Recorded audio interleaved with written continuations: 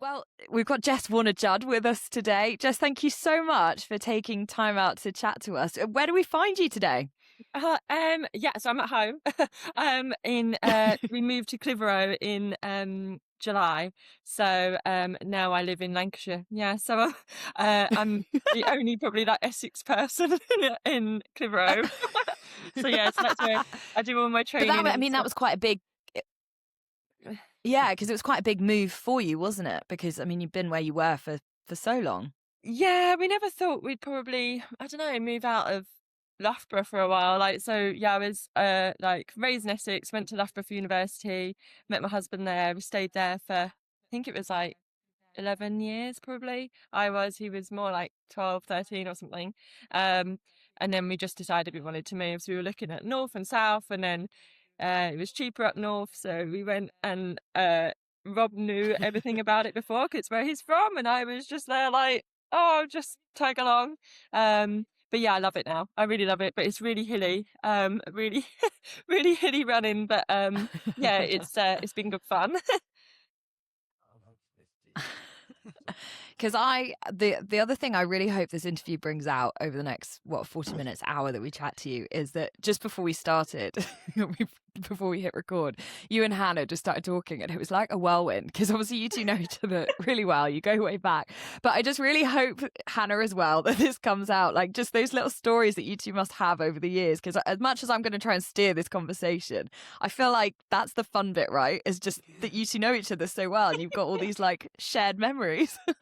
Well, it's kind of funny because I think I knew Jess first, like, when you were a teenager, and I watched you be a phenomenal 800-meter runner, and to watch you then morph into a marathon runner, it's like, for you, do you think you would ever have ended up in the marathon? If you were going to go and meet 17-year-old Jess, do you think you would have ended up in the marathon?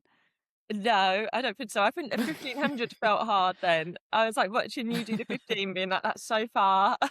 Like, I'm going to stick to 800. And then, I don't know, to be fair, I think the biggest jump was probably like the 5K.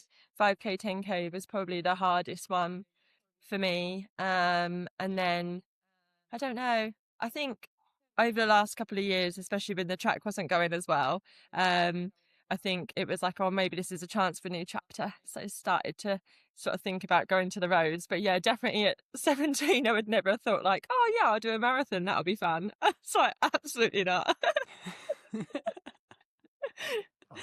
Well, it is totally bonkers, isn't it? We're talking to you as part of our build up to London Marathon this year, and to be on that elite start list for London, and to be such a prominent figure on that start list, like, that must feel very surreal. Yeah, it's really strange. I think especially when it's like people want you as well, like to compete. They're like, oh, would you like to come and do this? You're like, are you sure? So I think it's been a bit of getting used to. I think especially the same with like New York. It was like, oh, can I do this? Like, are you sure? And then you sort of find your feet, and it's weird. Like I was saying to my dad, that I've watched him race 3 London marathons, and I never thought I'd be like, oh yeah, I'm going to sign up for that, because he loved it, but he didn't make it look easy. So I was like, I don't think I've ever been like, oh yeah, let's do it.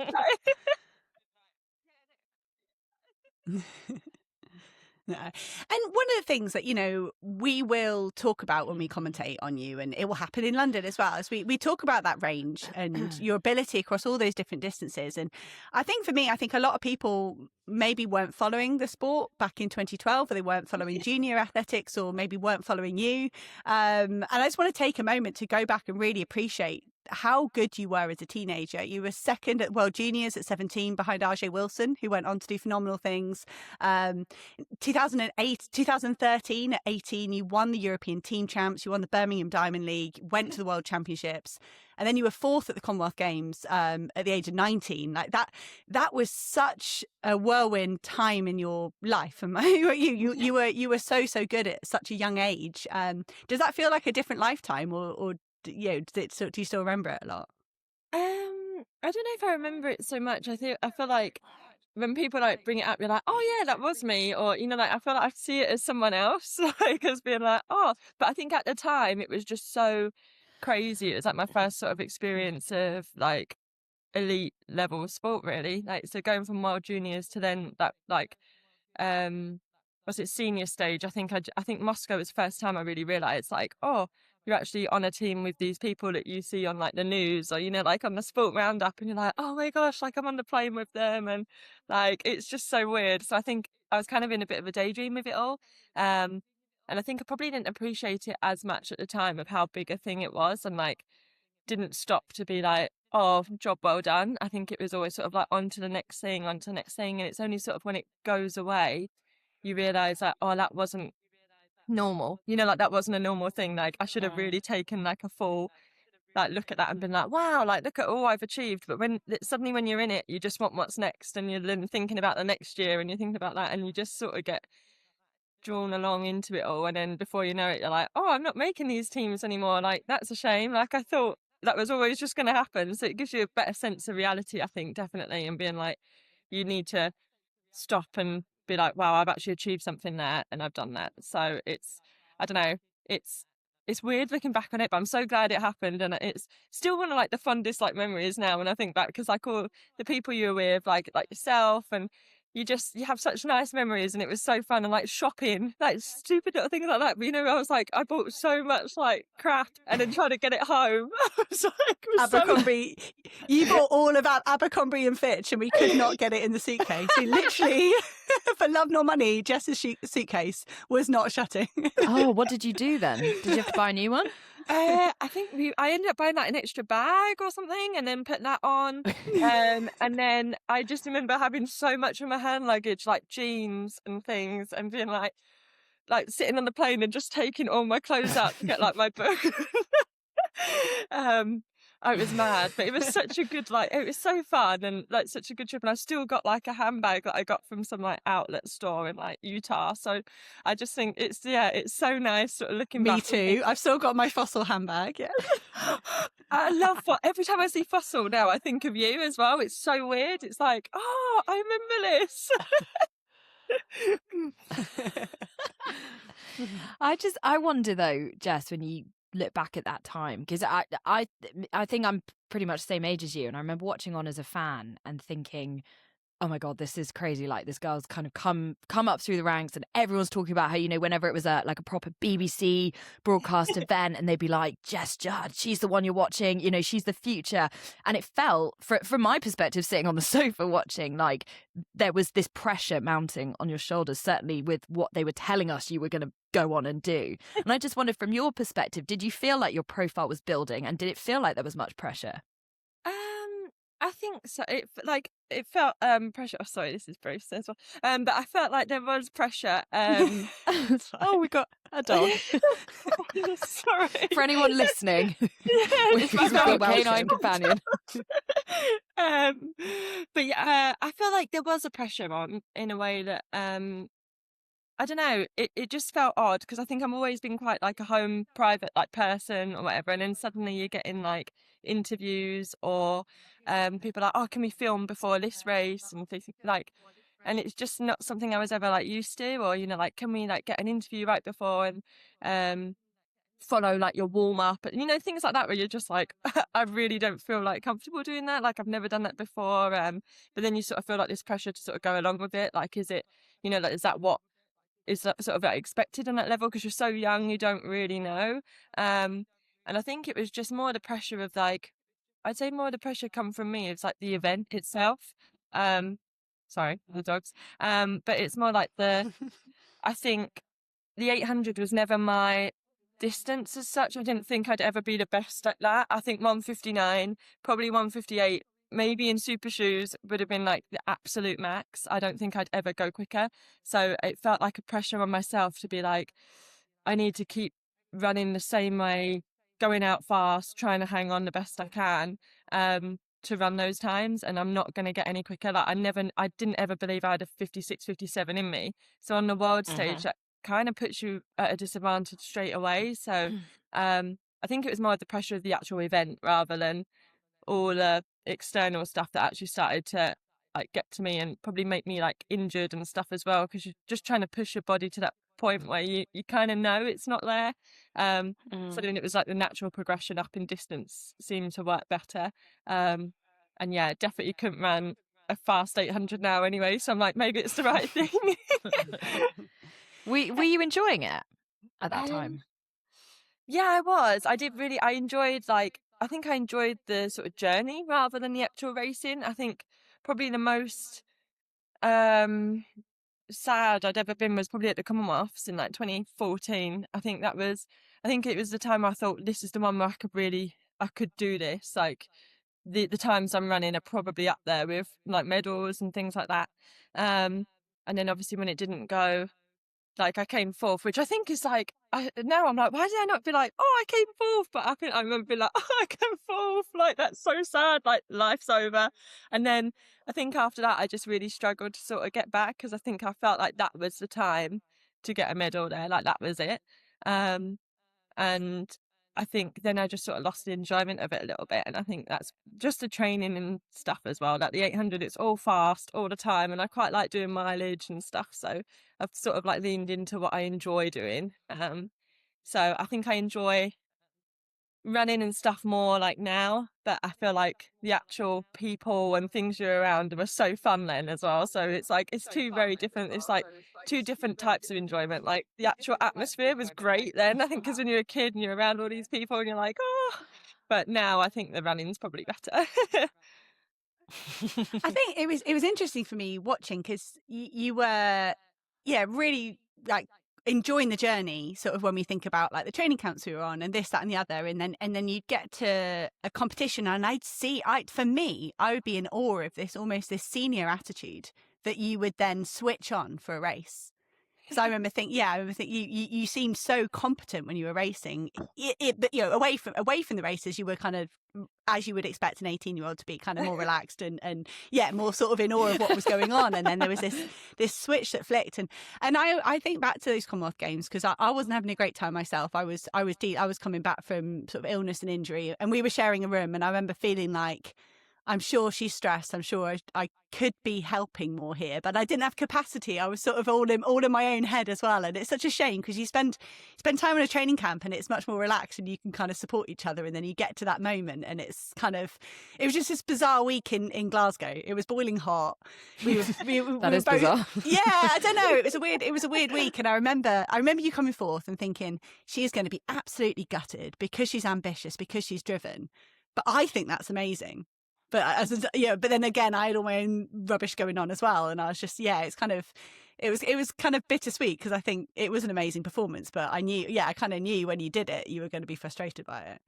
Yeah, it's weird as well, because I think at the time I feel like I always felt like, oh, maybe I'm not bringing enough like positive attitude to like the room sharing situation. So it's weird when you're like, oh, maybe like it's all, everyone thinks the same, because I was like, this is so cool, but then you're like, oh, I'm so nervous, like I'm not really the most fun person to be around, like, so then you're worried that you're like, I don't know, because I think training camps are so nice, because you're like, that was the first time like you introduced me to like Made in Chelsea, so I was like, oh, like this is like this is what people do in their spare time, like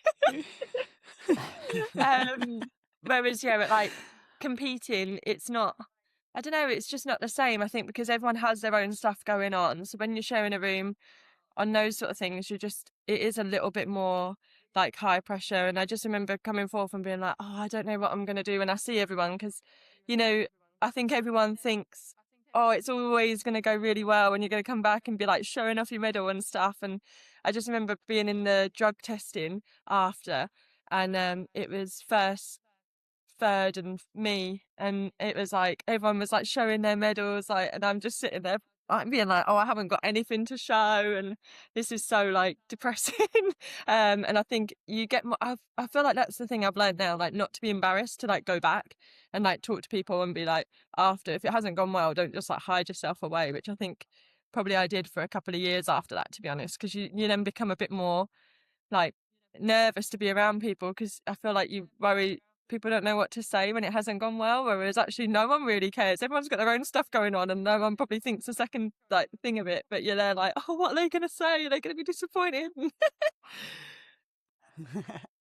Well, no, and you've spoken about the toll on your body for perhaps forcing yourself into a short event that you feel wasn't necessarily perfect for you, but that emotion as well. And for me, coming off that summer, off 2014, yeah, I didn't really see you much after that. Like it was sort of you started university, and it was kind of a strange time because you were popping out decent, the odd result here and there, but there were a couple of years when it was sort of wondering where you were going to go with your career.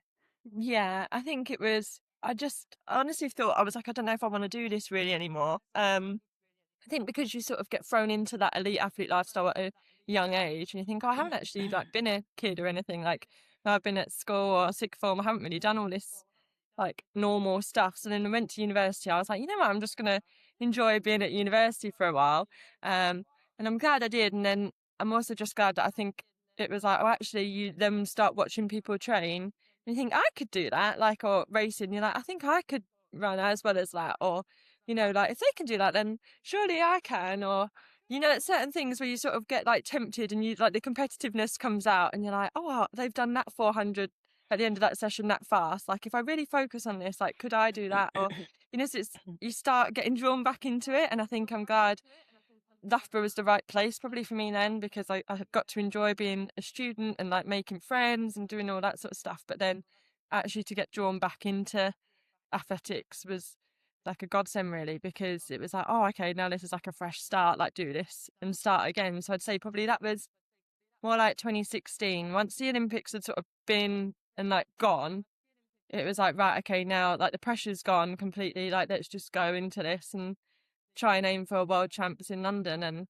yeah, and then it was just mad. I think after that it just seemed to like just go back into old like old Jess really. Like it was like, oh, this is like 2013 all over again, but like in the 1500, and then it was like then the 5k, then the 10k, and then it was nice. It sort of picked back up at the right time.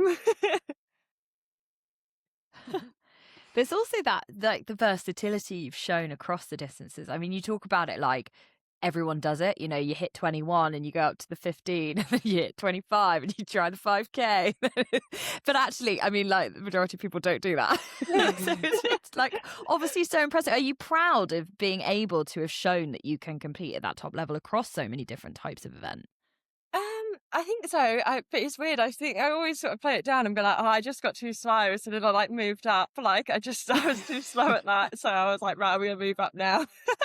But I think, yeah, I am happy. I think it's been a weird sort of journey, and to start at 800 and then obviously go up to like the marathon now is just, crazy. But I don't know, everything has a place, like everything that has a different, I don't know, like something you really enjoy from that period of time. It's like the 1500, like it's been really fun, like doing like more of the faster stuff. But then actually with the marathon, some of the tempo and long sessions, I'm like, wow, like which one's harder? Like they're hard in like different ways, let's see, it gives you a full like rounded training sort of effect really. You're like looking at your training. I think I found my 800 training as well, and it was like big mileage week, like 40 miles, and I was like, oh, that's oh how like naive I was. But That's cute. Yeah.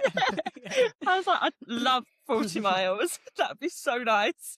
But yeah, so it is very different, but I am proud of it, I think. But I think I don't know, I'm happy to have done the events the time I did them and be around the people I was. And I just think everything's moved on so fast, and I always wonder now, if I was starting again at 800, would I even be in like the conversation now? It's just little things you worry about, like, or you think about, because you're like, it's moved on, everyone's running so quick. So it was cool to be part of it, I think, when I was. And I don't know, I always think, oh, what if I was starting again now? I'd probably be like just smoked in the first 200 meters and be like, right, I'm gonna move up to the marathon straight away.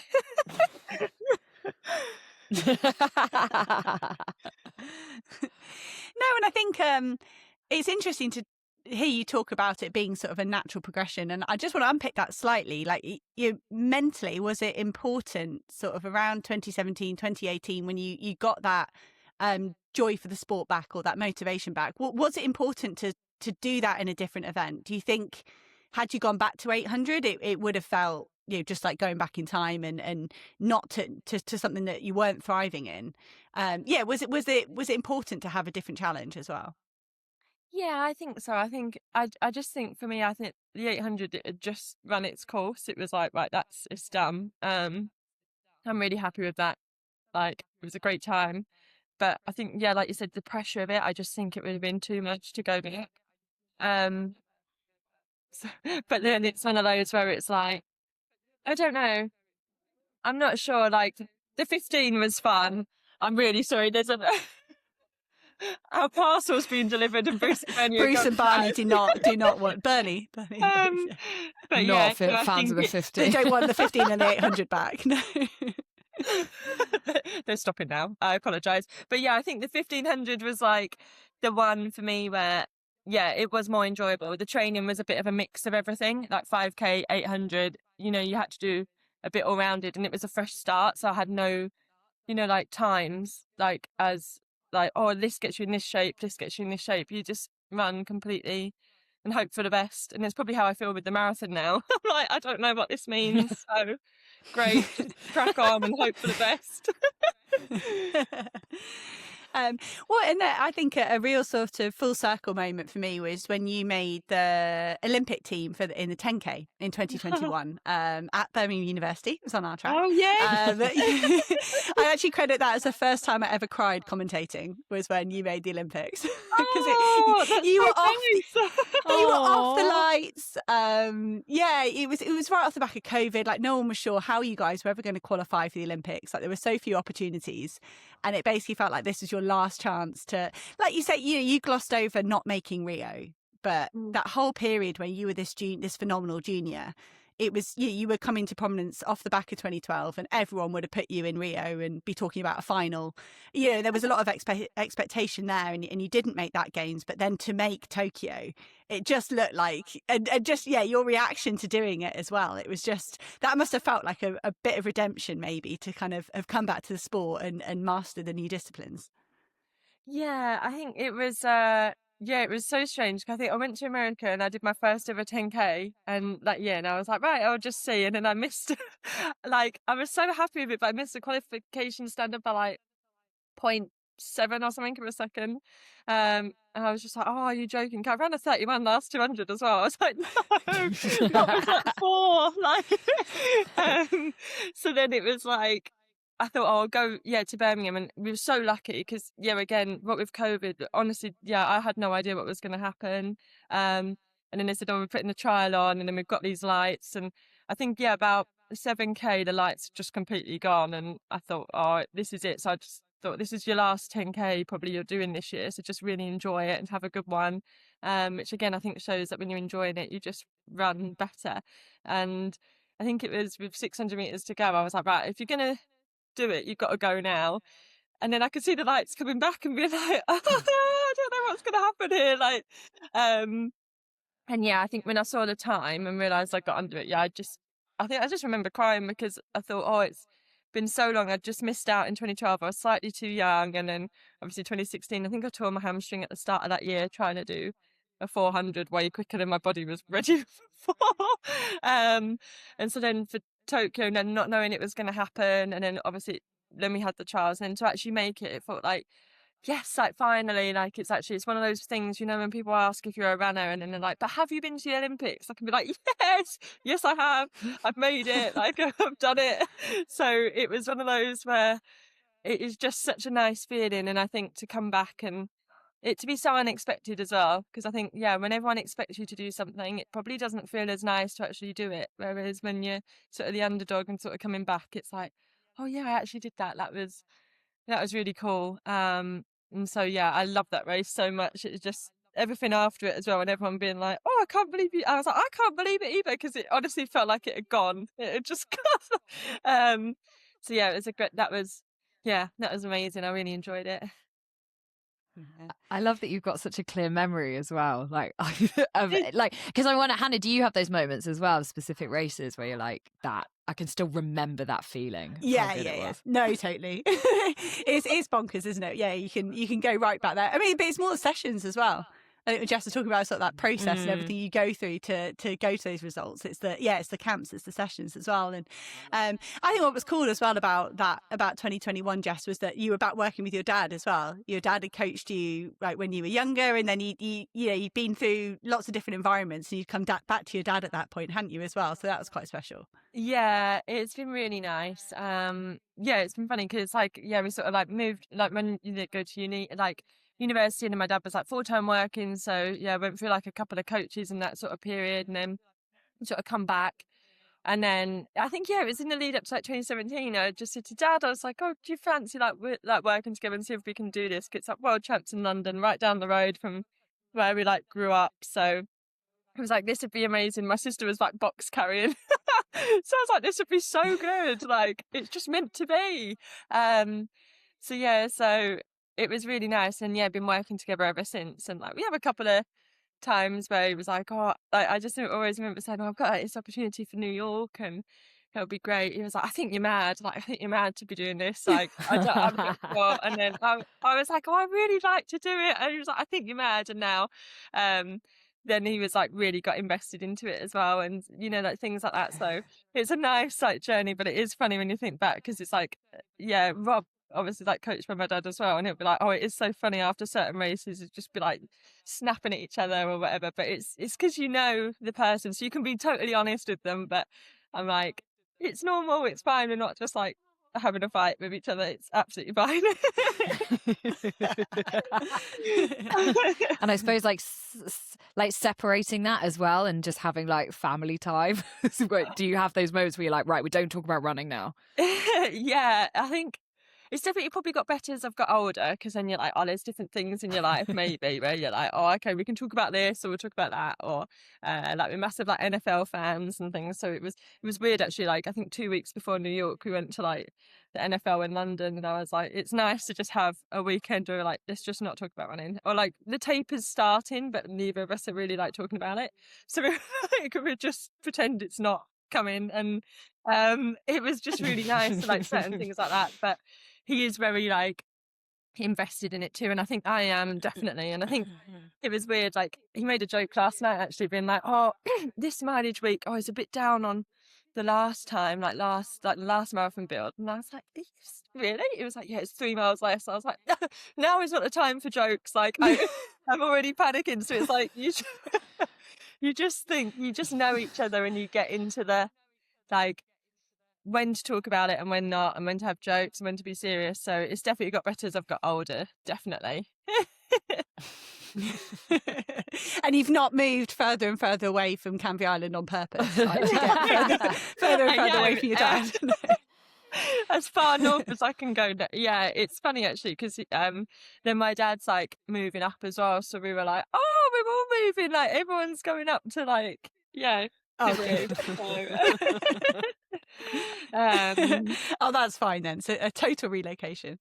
Yeah, I do miss Essex. Like I do miss it. Like, and being that close to like the city and stuff. But it's just a nice period of like, I don't know. It's a nice time to change. And when my dad and sister come and visit, it's nice. You're like, oh, everything's the same. It's just slightly different. Yeah, different place. But I never thought, yeah, I'd be living in Lancashire, to be honest. But yeah, I'm here.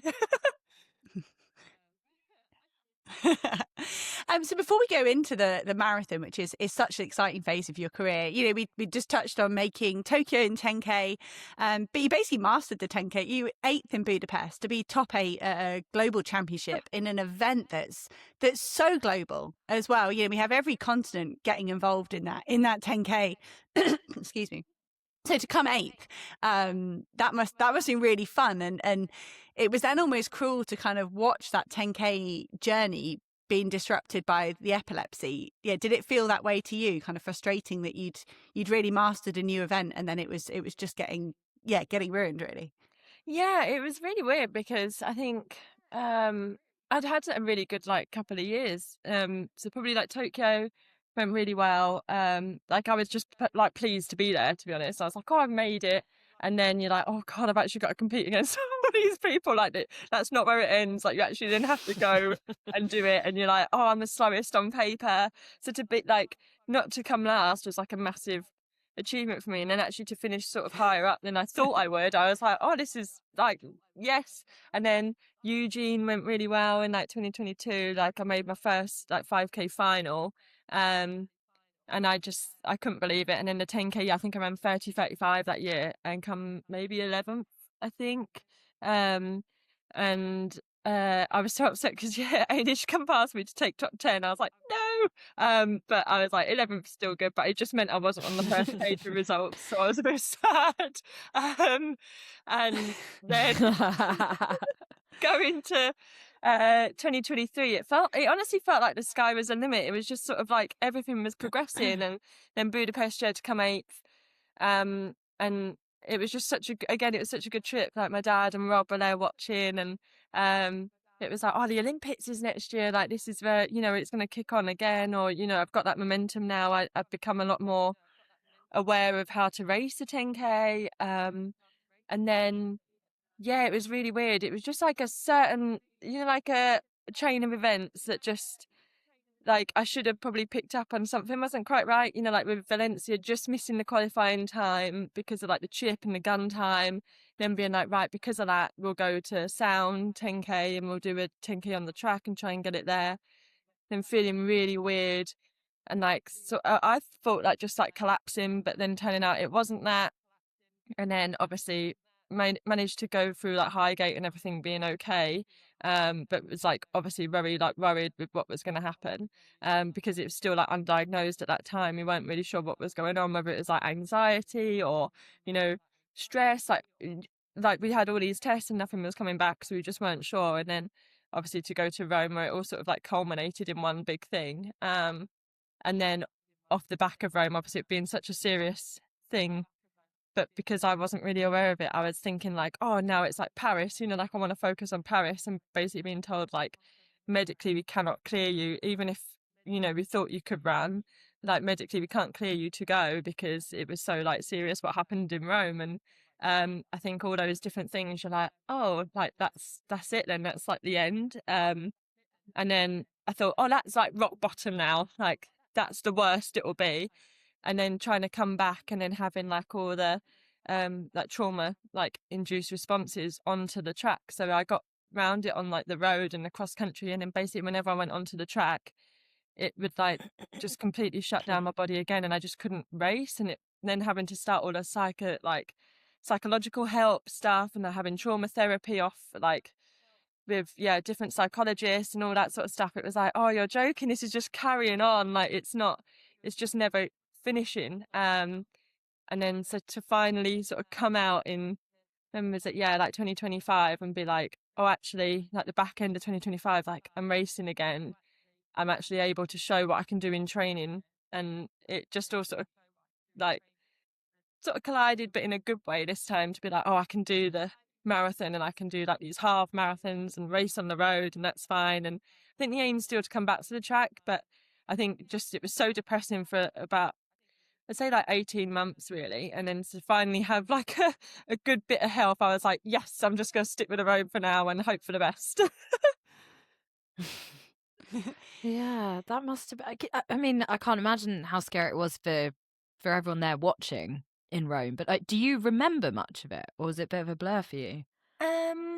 I just remember certain bits of it, more in the lead up to it. Like I really struggling to concentrate, you know, like in the hotel, on the way to, like on the bus, I was sat next to like Steve Vernon at the time, we were getting the bus to the stadium, and I just couldn't focus at all, which is not really like me. Like I think that, yes, sometimes I'm like in my own world completely, but when it comes to like running, or, you know, like I can really focus on what I'm meant to be doing, and I just couldn't focus at all. I was struggling to even hear what he was saying, to be honest, and I was like, something's not right here. But again, you're like, is it just nerves because everything that's happened?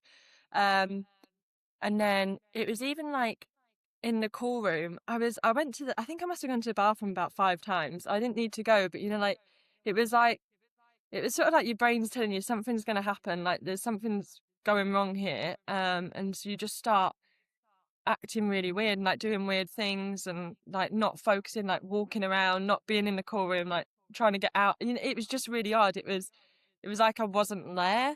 And then so when the race started, it it was like obvious early on. I was like, something's wrong here. Like my brain, it just felt like someone was sort of squeezing my head. But that's all I really remember. I just remember the start line and feeling that. And I don't really remember anything else. And I think it was just like my body on sort of autopilot running, and everyone basically being like, I think Rob and Dad were basically trying to like get on the track to like pull me off, to basically be like, that you just got to stop, something's going to happen. And then obviously it did, but I think for me that was the hardest bit, 'cause I don't remember that bit. So I don't remember the worst case scenario. I just remember being ready to race, or thinking I was ready to race. So trying to come back from that was really hard, because I was like, well, I can just do it. And I think Rob was like, you nearly died, like, I'm not putting you in a race, like, you are not doing this, like, no way are you doing like Liverpool Cross or certain things if you're not ready.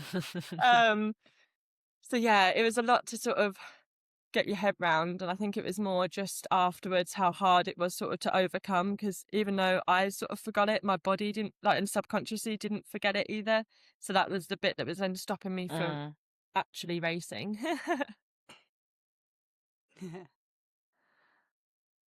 No, but you have got that racing, and it's really phenomenal. And when even you finish your PhD through all that as well, you're working very hard on a PhD. Was that kind of nice to have a bit of a distraction, or was this just disruptive to kind of that PhD as well?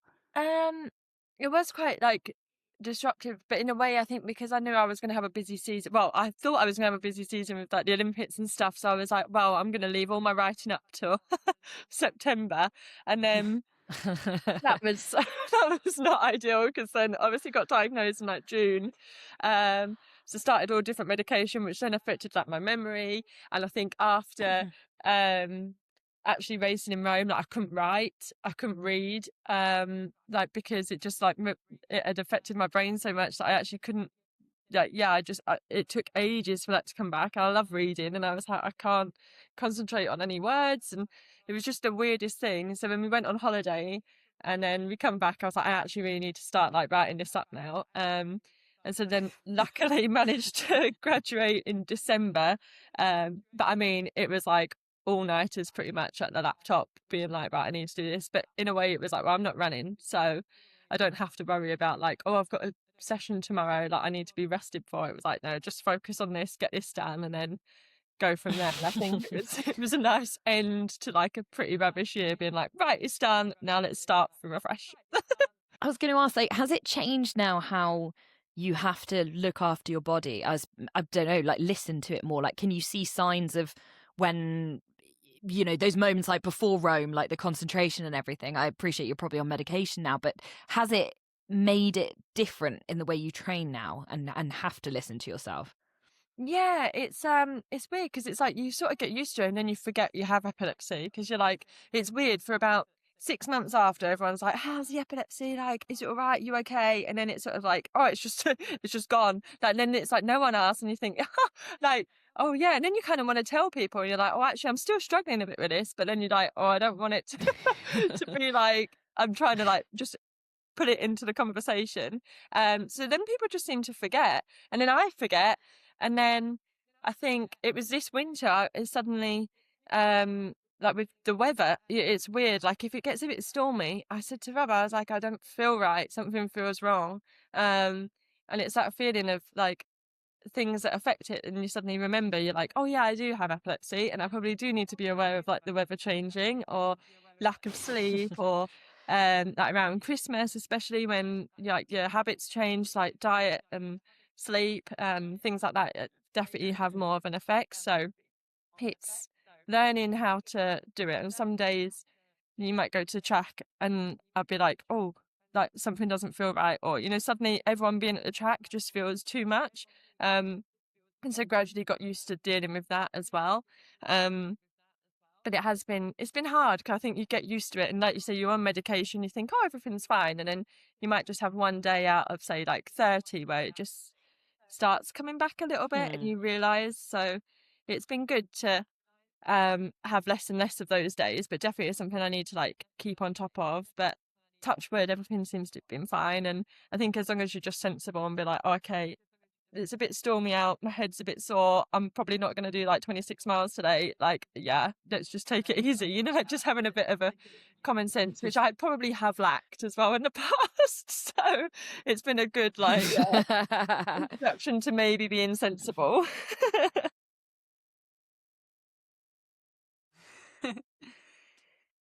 Well, I think that's one question I've got when you moved up to the marathon. Yeah, like I've touched on, like I watched you train as a kid, and you just push yourself so hard, and that mentality that doesn't really lend itself to these longer races. I mean, I remember when you were running well at 10K, I was like, okay, she must have changed sort of the way she's training and the way she's attacking, different elements of the sport. And was that a big mindset change going into marathoning, like having to measure your effort and do those longer sessions and longer runs?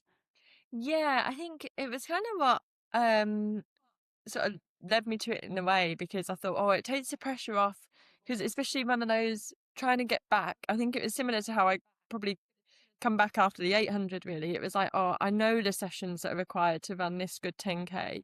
I know what shape I need to be in to do this.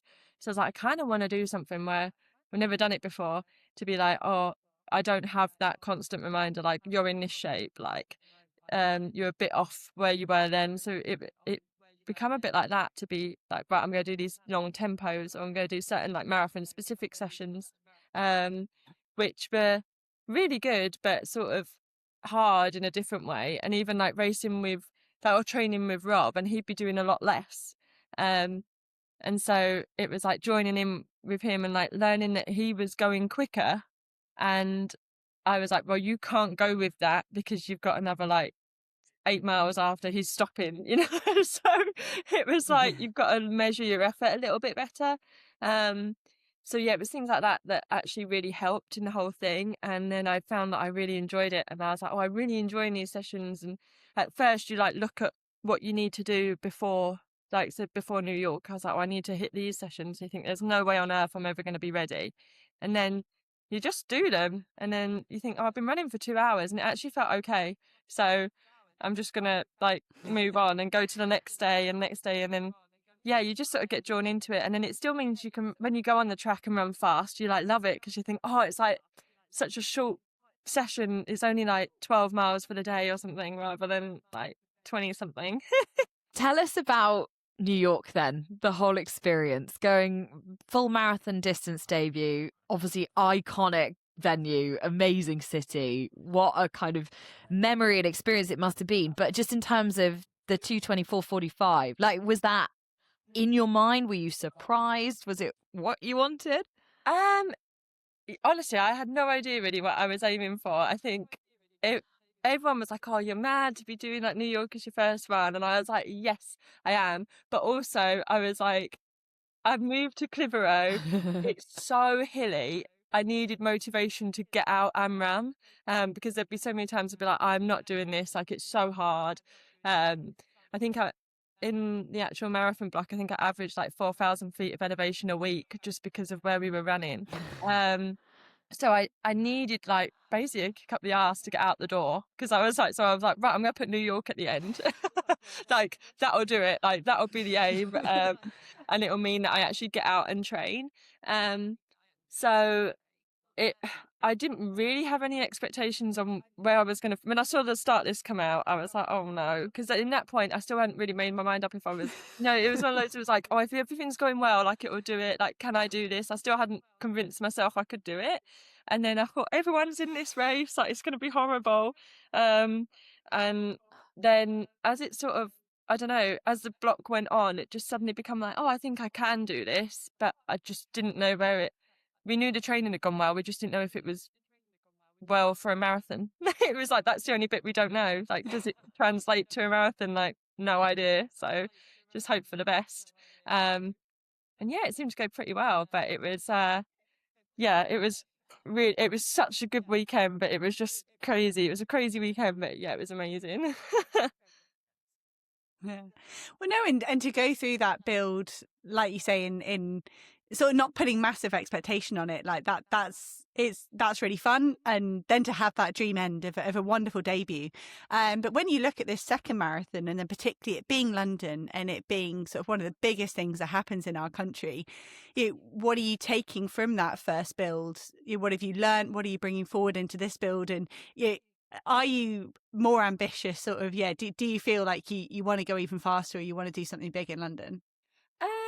I don't think so. I think it's one of those where it's like, I feel like every marathon's different. And like the way you sort of build into everyone has been like, I've definitely learned that now. Like it is different, and training through a winter for a spring marathon is so much harder than training for an autumn through like a summer. Just because of where it's dark, and that we've done some runs where we're like finishing and it'd be like 9 o'clock at night with like a chest torch on, like going through like just the back roads where we live, and you just think this is mental. But it's been really good because it's completely different. Again, there's no like basis on like, well, this time I ran this, because you're like, well, yeah, but it's 20 degrees cooler now than it was then, so you haven't got that pressure of being like, well, I need to hit these times, I need to hit this. So it is different, but I think it's nice to have done one, and I thought I'd feel better for having done one, but I also remember how painful it was, and so now I'm like, oh, I know what I'm in for. So this is going to be horrible. So it's it's a weird thing, but it is also really enjoyable, and I love it, and I am excited to do it. And I think with the training you kind of learn how quickly you get fit, and that you can't hold it for too long, because I think right towards the end before New York I was so tired, and like sort of we parked up at like Blackburn track, I was like crying in the car being like, I don't think I can train today, I'm so tired. And so I only just made it. So I think it's one of those things where it's like, just have to be sensible and be like, right, okay, I can make this. So I can you have to like really dial in for a certain amount of time, but you also you cannot do it like relentlessly. You have to have those periods of being like, right, I need to back off a little bit or push on a little bit here. Or I learned a lot then, that you don't need endless amounts of time, but you need a good solid block. So it's like trying to find that middle ground and doing slightly different training this time to last time, just to mix it up a little bit. But most things have stayed the same, I think. And I don't know, it'll just be interesting, I think, because I didn't expect anything the first time, so I'm just being like, well, I'm not going to expect anything this time either.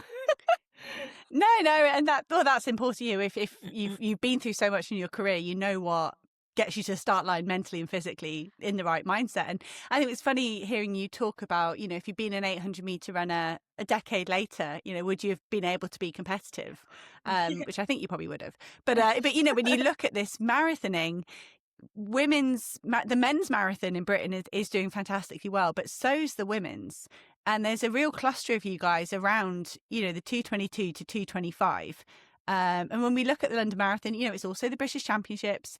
How motivating is it to try and be the first Brit and compete with those other British athletes? Is that something you kind of turn on, that competitiveness?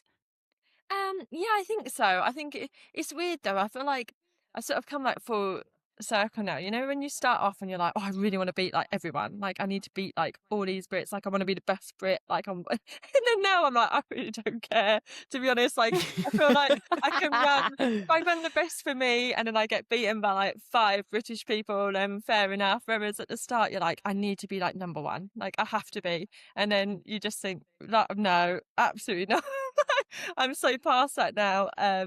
So I think it's weird, like especially on the road as well. That's why I quite like it compared to the track. Like it feels just a bit friendlier, like when I always used to hate the track, like call rooms and stuff, when everyone's like psyching each other out, or like no one can talk, or and I feel like on the bus to New York it was just like everyone just eating their breakfast, chatting, being like, what a nice day. And you just think like, oh, this is more me. I quite like it. Like I like this atmosphere. So it's one of those where it's just great to have a good like British sort of contingent there, and to be like, oh, I'm a part of this, era of good marathon runners. Like it's been probably so long since you could say how many people are running sort of under 2 hours and 30. Like that's, I mean, it's just crazy how it's moved on. And so to be part of that is just great, and I think it's like good for the sport. And it's weird, it doesn't feel it just feels like you're racing anybody. Like it's just one of those where you just want to do the best for you. And I think with a marathon, it's so much work. Like obviously there's so much work goes into every distance and stuff, but it's such a big build and everyone's in the same boat. So afterwards you're just happy to have finished it. Like genuinely, I thought I'd run about 2 hours 30 in New York by the end. I felt like I was walking. So when I saw the time, I just thought, oh, if anyone had come past me as well, I'd have just been like, just go, like, just leave me, just go, because I had nothing. So it's weird. You just can't get too upset about who's around you. You just have to, like, it's just more motivating now rather than being like competitive, I'd say. I just think, oh, it's like, I just want to be there and help, like, try and help be a part of it. Whereas, yeah, before I'd definitely be like, oh, I want to be right at the front. It's like, I just enjoy being there now. Oh, well, Jess, we appreciate you taking so much time to talk to us about it all. Best of luck, obviously, with Bath. Best of luck with London over the next couple of months. Hope training goes really well. Hope you enjoy it. Hope you're enjoying it being lighter as well. Take that chest light off. Put it away for the winter. I know, it's the little things. Exactly. You've got to do it. It's lighter for longer. We love it. And maybe some sunshine as well. But thank you so much. And yeah, best of luck with it all. Oh, thank you.